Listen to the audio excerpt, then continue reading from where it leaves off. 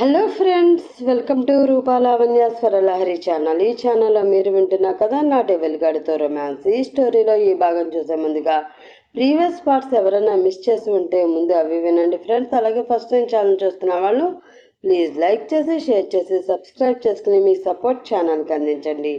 ఇంకా లేట్ చేయకుండా ఈరోజు ఎపిసోడ్లోకి వెళ్ళిపోదాం. ఏమైంది? గొంతు మెల్లిగానే వచ్చినా అందులో కోపం క్లియర్గా తెలుస్తుంది మాయాకి. ఏమీ లేదు, డిన్నర్ చేశారా, తీసుకురానా? తెలియకుండానే అతని తిండి మీద శ్రద్ధ చూపిస్తూ అడుగుతుంది. బెడ్ దిగినా కూడా ఐ కాంటాక్ట్ చేయకుండా కిందకి కళ్ళు దించేసి అడుగుతున్న మాయ కుడి మోచేతి దగ్గర పట్టుకొని ముందుకు లాగి అడిగే కదా ఏమైంది అని. ఆన్సర్ మీ బుజ్జమ్మ. అతని వైపు చూడాలన్నా కూడా ఏడ్చినట్లు తెలిసిపోతుందని కళ్ళు దించే ఉంచితే గడ్డం పట్టుకుని పైకెత్తి కళ్ళలోకి చూస్తూ టమాటాలా కందిపోయిన ఫేస్కి అజిత్ కళ్ళు కూడా ఎరుపు వర్ణాన్ని దాల్చుకుంటాయి. లాస్ట్గా అడుగుతున్నా, చెప్తావా లేదా?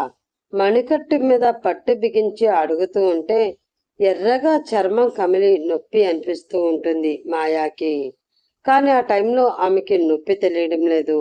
ఎదురుగా ఉన్నది తను నాశనం చేసి చంపాలి అని వచ్చిన డెవిల్ అన్న విషయం కూడా మర్చిపోయి గట్టిగా చుట్టేసి అతని గుండెల్లో తూర్చేస్తుంది. ఆమె కన్నీళ్లు అతని గుండెని తడుపుతున్నా ఏదో పెద్ద విషయమే జరిగిందని అర్థమయ్యి ఆమెకి టైం ఇవ్వాలని ఇంకేమీ అడగకుండా చుట్టూ చేతులు వేసి, కూల్ బుజ్జమ్మ, ఏం కాదు, కూల్ అంటాడు. ఆ క్షణం అతని కౌగిలి అంతకు ముందులా భయంగాను చిరాకుగాను తోచలేదు ఆమెకి. ఒక సెక్యూరిటీ ఫీలింగ్. ఇంకేమీ గుర్తు రాలేదు. తనివి తీరా ఏడవడం మొదలుపెట్టింది. ఒక 5 నిమిషాలు ఓపిక పట్టి మెల్లిగా దూరం జరిపేసరికి ఎక్కిళ్ళు కూడా మళ్ళీ వచ్చేసాయి. ఎర్రగా మెరుస్తున్న ముక్కు చూస్తూ, ఏమైందో నాకు చెప్పకూడదా బుజ్జమ్మ అంటాడు చాలా స్మూత్ గా. యాక్సిడెంట్ అయ్యింది నా ఫ్రెండ్ కి హాస్పిటల్లో అంటూ చెప్పలేక మాటలు కూడా ఏడుపు వల్ల ముక్కలుగా వస్తూ ఉంటే ఏమైందో పూర్తిగా అర్థం కాకపోయినా ఆమె ఫ్రెండ్కి యాక్సిడెంట్ అయ్యింది అని మాత్రం అర్థమయ్యి ఎక్కడా అని మాత్రం అడుగుతాడు. భుజం మీద ఒక చెయ్యి, ఎడమ బుగ్గ మీద ఇంకో చెయ్యి వేసి ముంబైలో అంటుంది అలాగే ఏడుస్తూ. ఓకే, మనం రేపు వెళ్తున్నాం కదా, ఈవినింగ్ వెళ్దాం. మీ ఫ్రెండ్కి ఏం కాదు. ఇంతకీ తిన్నావా? తల అడ్డంగా ఊపుతుంది చిన్నపిల్లల. నువ్వు తినలేదు కానీ నా తిండి గురించి అడుగుతున్నావా? మధ్యాహ్నం కూడా తినలేదా? మొహం ఎలా ఉందో తెలుసా అంటూనే మొబైల్లో మేడ్కి కాల్ చేసి ఇద్దరికి భోజనం పై రూమ్కే తెమ్మని చెప్పేసి, చాలా లేట్ అయింది, నేను ఫ్రెష్ అయి వస్తాను, ఇద్దరం తిందాం అంటూ టవల్ పట్టుకుని వెళ్ళిపోతాడు. అజిత్ వెళ్ళాక ఒక పక్క అరుణ్ గురించి టెన్షన్, ఇంకో పక్క రేపు తనతో డెవిల్ కూడా వస్తే ఎలాగా అని మళ్ళీ ఆలోచనలో పడుతుంది మాయా. వచ్చిందా ఆ అమ్మాయి? ఎవరండి అని అడుగుతుంది బ్యాగ్ అందుకుంటూ అనిత. అదే మీ తమ్ముడి పెళ్ళాం చిరాగ్గా అంటాడు కార్తీక్. అదేంటి కార్తీక్ అలా అంటున్నారు? తను మాయా. పెళ్లికి ముందు రియా ఫ్రెండ్ అని బాగానే మాట్లాడారుగా, ఇప్పుడు సడన్ గా రియా మ్యారేజ్ తన వల్ల ఆగిపోయింది అని అలా అంటున్నారా? కార్తిక్ ఎప్పుడు ఎవరి గురించి సీరియస్ అవ్వడం అప్పటి వరకు చూడని అను మాయ గురించి అలా అనగానే బాధగా అడుగుతుంది. అప్పటికే మాయకి అను క్లోజ్ గా కూడా అయిపోవడంతో కార్తిక్ కి మాయ గురించి మంచిగా చెప్పాలని అనుకుంటూ అడుగుతుంటుంది. వాళ్ళిద్దరికి ఇష్టమయ్యి పెళ్లి చేసుకున్నారు అని అనుకున్నా, కానీ మనకు తెలియని విషయాలు చాలా ఉన్నాయను.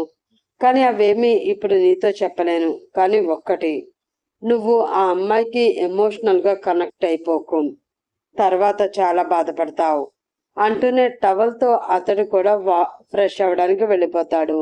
అనుకి ఏమి అర్థం కాక కార్తిక్ చెప్పిన మాటలే మళ్ళీ మళ్ళీ గుర్తు తెచ్చుకుంటూ ఉంటుంది. ఆ నైట్ ఇంకా డిన్నర్ చేసి మాయా డెవిల్ ఇద్దరు పడుకుంటారు. తెల్లవారి ముంబై వెళ్ళాక అజిత్కి దొరకకుండా ఎలా వెళ్ళాలా అని ఆలోచిస్తూ పడుకుంటుంది మాయా. నెక్స్ట్ డే అజిత్ బయట విసురుగా వెయిట్ చేస్తూ ఉంటే లోపల, జాగ్రత్త మాయా, తిరిగి వచ్చేసరికి నీ డెవిల్ నీ చున్నీ పట్టుకుని తిరగాలి ఇల్లంతా. ఇంతకు ముందు చెప్పాను, ఇప్పుడు కూడా చెప్తున్నా అంటుంది రాజీమాంబ. అక్కడ అన్నీ చూసి రండి అని అను చెప్తే, నువ్వుండు అను అని అంటూ మాయా, మీ ఫ్రెండ్కి ఏమీ కాదు, వెళ్ళగానే ఫోన్ చేయి సరేనా అంటూ పంపిస్తుంది కల్పన. అప్పటి వరకు ఏదోలా మొహం పెట్టి బాధగా ఆలోచిస్తున్న మాయకి కల్పన మాటలకి చిన్నగా నవ్వు వచ్చి, థ్యాంక్ యూ అత్తయ్య అంటూ అందరికీ బాయ్ చెప్పి బయటికి వస్తుంది. ఎదురుగా జీప్లో కోపంగా చూస్తున్న డెవిన్ ఇంకేం అనకుండా ఫాస్ట్గా ఎక్కి కూర్చుంటే స్టార్ట్ చేస్తాడు. దారంతా మీరు మాట్లాడకుండా కామ్గా కూర్చుంటే ఎప్పుడూ లొడలొడ వాగే మాయ కామ్గా ఉండేసరికి డెవిల్కి ఏదోలా ఉంటుంది. కానీ తన ఫ్రెండ్ కోసమే అనుకుంటూ ఏమి కదిలించడు.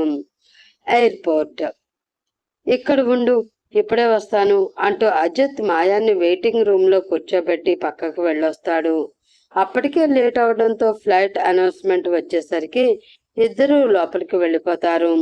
అప్పటి వరకు వాళ్ళనే ఫాలో అయిన రాబర్ట్ మనుషులు, బాయ్, మనం అనుకున్నట్లే ఆ అమ్మాయి ముంబై స్టార్ట్ అయ్యింది, కాకపోతే ఆమెతో పాటు అని ఒక క్షణం గ్యాప్ ఇచ్చి ఆ పోలీసు వాడు కూడా అంటాడు కంగారుగా రాబర్ట్ పక్కన ఉన్నవాడు. రాబర్ట్ ఫేస్ పైకి సైడ్ స్మైల్ చేరి వాడితో ఏదో చెప్తాడు.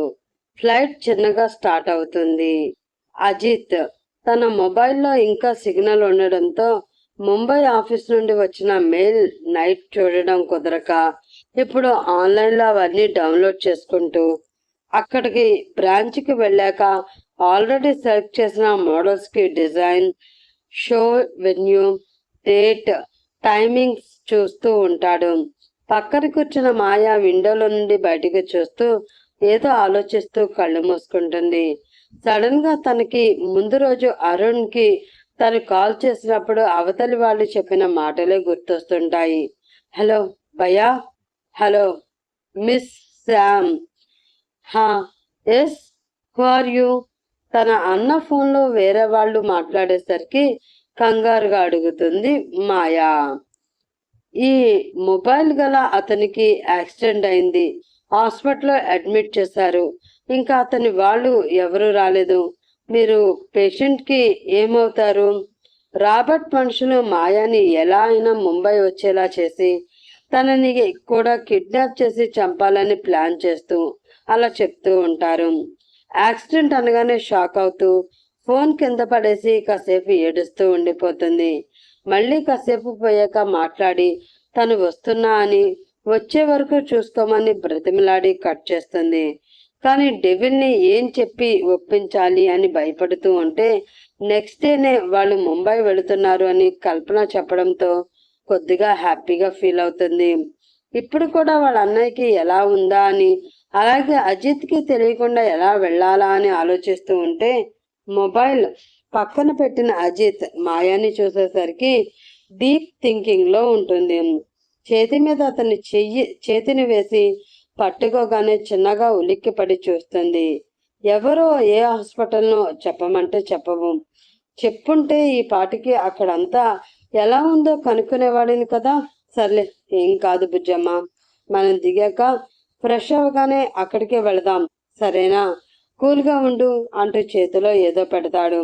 అప్పటికే అతని మాటలకి కొద్దిగా టెన్షన్ తగ్గిన చేతిలో ఏదో పెట్టేసరికి కనుబొమ్మను ముడిచి చూస్తుంది. Temptation chocolate almond flavour. ఒక్కసారిగా కళ్ళల్లో నీళ్లు తిరుగుతాయి. ఎందుకో తర్వాత చెప్తా. అలాగే డెవిల్ని చూస్తుంది. చిన్నగా నవ్వి, నీకోసమే ఇందాక తీసుకున్నా అని ఆమె ఊహించే లోపే ముందుకు వంగి నుదుటి మీద చిరుముద్దు పెడతాడు. కళ్ళు మూసి ఆ ముద్దుకి తన్మయత్వానికి లోనయ్యి, మీకెలా తెలుసు నాకు ఇది ఇష్టమని అంటుంది ఒక బొట్టు కంట్లో నుండి జారితే తుడుచుకుంటూ. మనసులో ప్రేమ ఉంటే మనం చెప్పకుండానే అవతలి వాళ్ళకి అన్నీ అలా తెలిసిపోతూ ఉంటాయట. మా అక్క అప్పట్లో చెప్తూ ఉంటే నవ్వుకునేవాడిని, కానీ ఇప్పుడు నిజమే అనిపిస్తుంది అంటాడు. ఏదో తెలియని భరోసా, కోపం ఎలా ఎక్కడికి ఎగిరిపోయిందో అతని భుజానికి తల అంచి మెల్లిగా చాక్లెట్ ఓపెన్ చేసి ఒక బైట్ తీసి చేతి సందులోంచి అజిత్కి అందిస్తూ ఉంటే చిన్నగా నవ్వి తీసుకుంటుంటాడు. అప్పటికే ఏవో చిలిపి ఆలోచనలు వస్తున్నా ఆ టైంలో అది బాగోదు అని కామై చూస్తూ ఉంటాడు మాయని. మాయ కూడా కామ్గా చాక్లెట్ అంతా 10 నిమిషాల్లో తినేసి రేపర్ పట్టుకుని ఎక్కడ వేయాలా అని చూస్తూ ఉంటే తీసుకుని పాకెట్లో పెట్టి తర్వాత డస్ట్బిన్ లో వేస్తా అంటాడు నవ్వుతూ. అంటుంది. మళ్ళీ ఇద్దరి మధ్య మాటలు కరువవుతాయి. వెళ్ళారా? లోపలే ఉన్నారుగా. ఒకసారి బయటకు వచ్చి బాయ్ చెప్తే ఏమైంది? కార్తీక్, ఎందుకలా చేస్తున్నారు? భారంగా పొట్ట మీద చేయి వేసుకుని మెల్లిగా నడిచి వస్తూ బెడ్ పై కూర్చుని అడుగుతుంది అను. డోర్ లాక్ చేసి వస్తాడు కార్తీక్.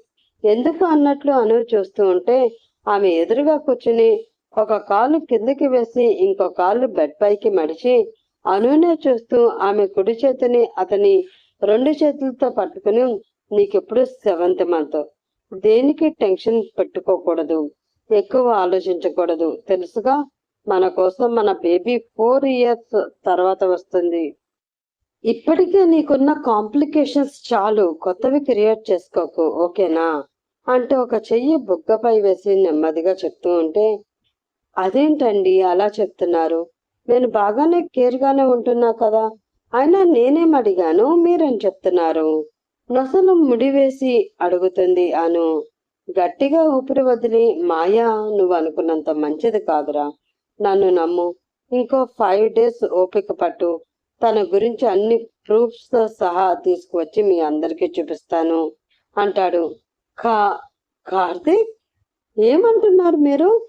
చిన్నగా చెయ్యి షివరవుతూ ఉంటే మళ్ళీ ఆమె చెయ్యి గట్టిగా పట్టేసి, ఇందుకే నేను చెప్తున్నది, పానిక్ అవ్వకు, తనతో ఎమోషనల్ గా కనెక్ట్ అవ్వద్దు అని చెప్పింది కూడా ఇందుకే. అసలు తను ఇక్కడికి ఎందుకు వచ్చిందో, ఏం చేయడానికి వచ్చిందో నీకు తెలుసా? సేమ్ డే 5 PM ఫ్లైట్ దిగి ఆల్రెడీ అక్కడి బ్రాంచ్ మేనేజర్ బుక్ చేసిన హోటల్కి వెళ్ళి ఇద్దరు ఫ్రెష్ అవుతారు. అజిత్ ఫోన్ మాట్లాడుతూనే నెక్స్ట్ డే షెడ్యూల్ అడుగుతూ చేయవలసినవి చెప్తూ ఉంటాడు మేనేజర్కి. కంపెనీ కారు వచ్చాక డ్రైవర్ని వద్దు అనేసి అజిత్ ని డ్రైవ్ చేస్తూ ఉంటే హాస్పిటల్ అడ్రస్ చెప్తుంది మాయా. ట్రాఫిక్ లో అక్కడికి రీచ్ అవ్వడానికి ఇంకో 1 hour పడితే అప్పుడు టైం 8 PM. హాస్పిటల్ ముందు కారు ఆపితే తను ఒక్కతే వెళ్తా అంటే ఏమంటాడో అని టెన్షన్ గా చెమటలు పట్టేసి చూస్తూ చేతులను నలుపుకుంటూ కదలకుండా కూర్చుని ఉంటుంది మాయా. ఇదే హాస్పిటల్లా? విండోల నుండి వంగి బయటికి చూస్తూ అడుగుతాడు. అంటుంది. ఏమైంది బుజ్జమ్మ? Are you okay? మీ ఫ్రెండ్ కి ఏం కాదు, కూల్ అంటూ చెయ్యి పట్టుకుంటే చెయ్యంతా టెన్షన్ కి చల్లగా అయిపోయి ఉంటుంది. అజిత్ కళ్ళు చిన్నవి చేసి మాయన్నే చూస్తాడు.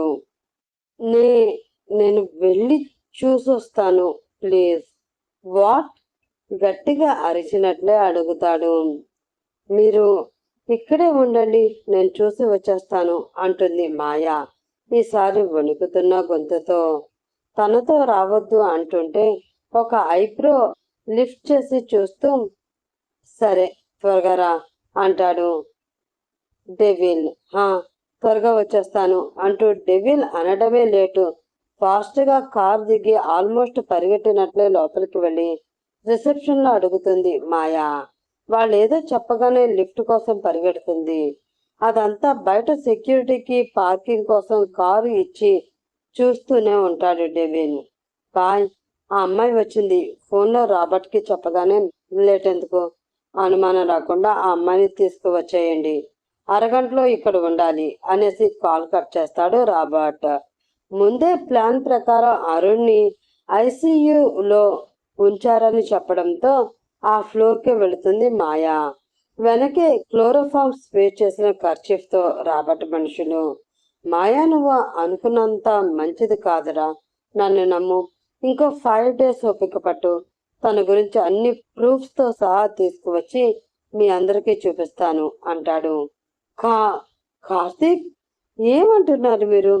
చిన్నగా చెయ్యి షివర్ అవుతూ ఉంటే మళ్ళీ ఆమె చెయ్యి గట్టిగా పట్టేసి, ఇందుకే ఇందుకే నేను చెప్తున్నది, పానిక్ అవ్వకు, తనతో ఎమోషనల్ గా కనెక్ట్ అవ్వద్దు అని చెప్పింది కూడా ఇందుకే. అసలు తను ఇక్కడికి ఎందుకు వచ్చిందో, ఏం చేయడానికి వచ్చిందో నీకు తెలుసా? ఎందుకు రావడం ఏమిటి కార్తీక్? తను అజ్జు మాయాని లవ్ చేసుకున్నారు, అందుకే అలా రియాతో కాకుండా అని ఇంకా ఏదో చెప్తూ ఉంటే కాదు అన్నట్లు తల అడ్డంగా ఊపుతాడు కార్తీక్. నుదుటిన చెమట పడుతూ ఉంటే ఫేస్ పైకి ఎయిర్ చిన్నగా బ్లో చేసి గట్టిగా చేయి పట్టుకుని, మాయ వచ్చింది మన అజిత్ని లవ్ చేసి కాదు, తనని చంపడానికి. కార్తీక్, అవునాను, ప్లీజ్ నువ్వు మాత్రం టెన్షన్ తీసుకోకు. మన అజిత్కి ఏమీ కాదు, అంతా నేను చూసుకుంటాను. ఈ టైంలో నువ్వు ఇంకా ఎక్కువ స్ట్రెస్ తీసుకోవడం నీకే కాదు, మన బేబీకి కూడా మంచిది కాదు. నా మీద నమ్మకం ఉంది కదా అంటూ బొగ్గపై చేయి వేసి ప్రేమగా కళ్ళలోకి చూస్తాడు. అవును అన్నట్లు కళ్ళ నిండా నీళ్లతో తల ఊపుతుంది అను. సో ఇంకేమి ఆలోచించుకో, మ్యాక్సిమం ఇంకా 4 to 5 days అంతే, అన్నీ తెలిసిపోతాయి. అప్పటి వరకు ఏమీ ఆలోచించకు, అత్త వాళ్ళకి కూడా ఏం చెప్పకు అని రెస్ట్ తీసుకో అంటూ బెడ్ మీదకి పడుకోబెట్టడానికి హెల్ప్ చేస్తాడు. అప్పటికి కార్తీక్ చెప్పిన దాని గురించి ఆలోచించి కళ్ళు తిరుగుతున్నట్లు అనిపిస్తూ ఉంటే నీరసంగా కళ్ళు మూసుకుంటుంది అను. సిస్టర్, ఐసీయూ వార్డ్ ఎక్కడ? ఇదే మేడం, మీకు ఎవరు కావాలి? రిజిస్టర్ పెట్టుకుని చెక్ చేస్తూ ఐసీయూ వార్డ్ బయట ఉన్న సిస్టర్ అడుగుతుంది మాయాని. అరుణ్ సిస్టర్, మా అన్నయ్య.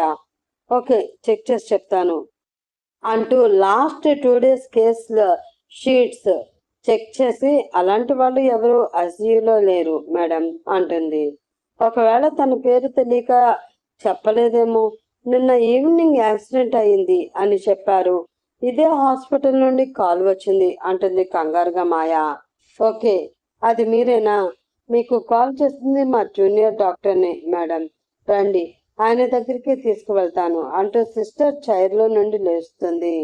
ఆ సిస్టర్కి ఏమీ తెలీదు, ఆ జూనియర్ డాక్టర్ని రాబర్ట్ మనుషులు బెదిరించి అరుణ్ ఫోన్తో మాట్లాడిస్తారు. ఇప్పుడు అక్కడికి మాయని తీసుకువెళ్తుంటే వీళ్ళ వెనకనే రాబర్ట్ మనుషులు కూడా ఇద్దరు ఫాలో అవుతూ వెళ్తుంటారు. డాక్టర్ రూమ్ రాగానే, ఇదే మేడం, మీరు వెళ్ళి మాట్లాడి రూమ్ నెంబర్ కూడా కనుక్కొని రండి, నేను ఇందాక వచ్చారుగా అక్కడే ఉంటాను అంటూ సిస్టర్ వెళ్ళిపోతే మాయ డోర్ నాక్ చేస్తుంది. ఎస్ అని లోపల నుండి వినిపిస్తే మెల్లిగా డోర్ ఓపెన్ చేసి వెళ్తుంది. ఆమె వెనకాలే రాబర్ట్ మనుషులు కూడా సెకండ్ గ్యాప్ లో లోపలికి దూసుకు వెళ్ళిపోతే ఆ అని అరుస్తూ కంగారుగా పక్కకి జరుగుతుంది మాయా. డాక్టర్ కూడా కంగారుగా లేచి నిల్చొని చూస్తుంటే, నీకేం సంబంధం లేదు, మర్యాదగా నీ పని నువ్వు చూసుకో అంటారు గట్టిగా. వాళ్ళని చూడడంతో రాబర్ట్ మనుషులని గుర్తుపట్టేసి మాయకి చెమటలు పట్టి ఎవరు అని అడిగే లోపే కాళ్ళు చేతులు పట్టి తాడుతో కట్టేసి నోటికి కూడా ప్లాస్టర్తో మూసి భుజం మీద వేసుకుని లిఫ్ట్ లోకి వెళ్ళిపోతారు. బాయ్, అమ్మాయి దొరికేసింది. వెంటనే అక్కడ రాబర్ట్ అలర్ట్ అవుతాడు. ఈ రోజు అతనికి పెద్ద డ్రగ్ డీల్ ఉన్నా కూడా కేవలం మాయా కోసం మాత్రమే 4 కోట్ల బిజినెస్ ని కూడా వదులుకుని వెయిట్ చేస్తూ ఉంటాడు. మన లొకేషన్ కి తీసుకురండి, దారిలో వెహికల్ చేంజ్ చేయండి, మిస్ అవ్వకుండా చూసుకోండి అనేసి కాల్ కట్ చేస్తాడు. అలాగే బాయ్ అని కాల్ కట్ చేసి వెనక్కి తిరిగేసరికి ఎదురుగా ఎర్రటి కళ్ళతో 6 అడుగుల అజిత్ వచ్చింది. ముష్టి ముగ్గురు, చేతులు కాళ్ళకి కట్టిన తాళ్ళు విడిపించుకోవాలని మాయ ట్రై చేస్తున్నా గ్యాప్ లోనే ముగ్గురిని విరగ కుమ్ముడు కుమ్మేసి పట్టిన ఒకే ఒక్క చెమట చుక్కని నుదుటి మీద నుండి కుడి చేతి చూపుడు వేలుతో తీసి విదిలిస్తాడు డెవిల్ బాబు. మాయా రెక్క పట్టుకుని ఒక్క లాగు లాగి కారులో నుండి బయటికి లాగి చేతులు విడిపించి కోపంగా చూస్తూ, రావద్దు అన్నావు, ఎవరే వీళ్ళు?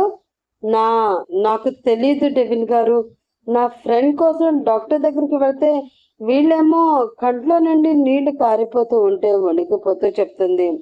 పద అని మళ్ళీ మోచేయి పట్టుకుని రిసెప్షన్ లోకి లాక్కుపోతాడు. అరుణ్ గురించి డెవిల్కి తెలిసిపోయిందా?